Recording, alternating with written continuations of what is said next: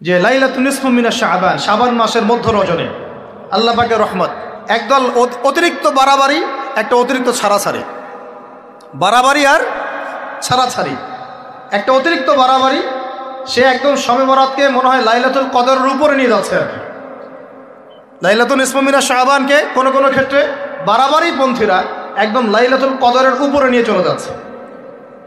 আর ছাড়াছাড়ি যারা, তারা বলছে এই রাত্রে কোনো কিছুই করা যাবে না। দুইটাই চরমপন্থী, বুঝতে পারছেন না মনে হয় কথা। একদল এটাকে নিয়ে এত বেশি বাড়াবাড়ি করছে যে এটাকে একদম লাইলাতুল কদরের উপরে নিয়ে চলে যাচ্ছে। আরেক দল দেখা যাচ্ছে এটাকে এমনভাবে পরিত্যাগ করছে না, এই দিয়ে কিছুই করা যাবে না, একদম কোনো ফজিলতি নাই। এখন আসলে মধ্যম পন্থা কি, মাঝখানে আমরা কি করব তাও জানার দরকার আছে কি নাই? অনেক হাদিসের অনেক আলোচনা, প্রায় 40-50 পৃষ্ঠার বই, সব আলোচনা তো মাহফিলে করা সম্ভব না। আমি সারমর্মটুকু বলি। সারমর্ম কি?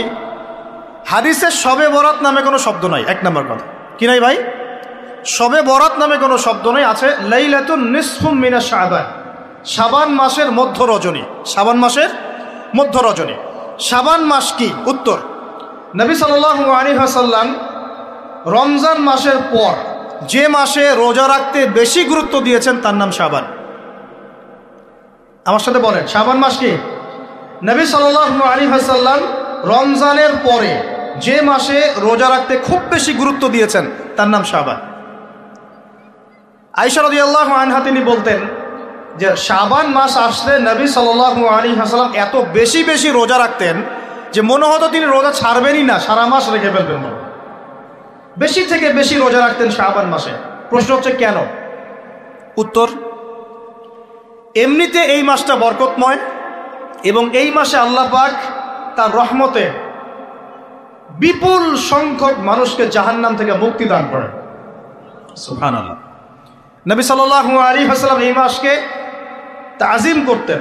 এই মাসের সম্মানার্থে, এই মাসে আল্লাহর রহমত বরকতের স্বার্থে নবী করিম সাল্লাল্লাহু আলাইহি ওয়াসাল্লাম এই মাসে বেশি বেশি রোজা রেখেছেন। সুন্নত কি শিখলাম? শাবান মাসে বেশি বেশি রোজা রাখা সুন্নত। একটা কি পেলাম ভাই? শাবান মাসে বেশি বেশি রোজা রাখা সুন্নত।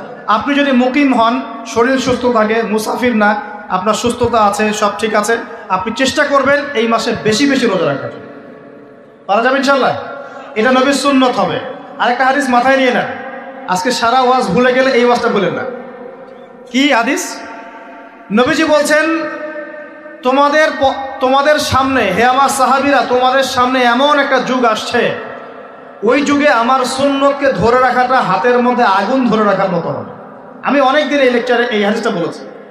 তোমাদের সামনে এমন একটা কঠিন যুগ আসছে, জামানা সবরিন, সবরের যুগ, কঠিন যুগ। ওই যুগে ঈমান ধরে রাখা, মানে আমার সুন্নতের উপর থাকা, হাতে আগুন ধরে রাখার মতো হবে। ওই যুগে যদি তোমরা আমার একটা সুন্নতকে জীবিত করতে পারো, সমাজে একটা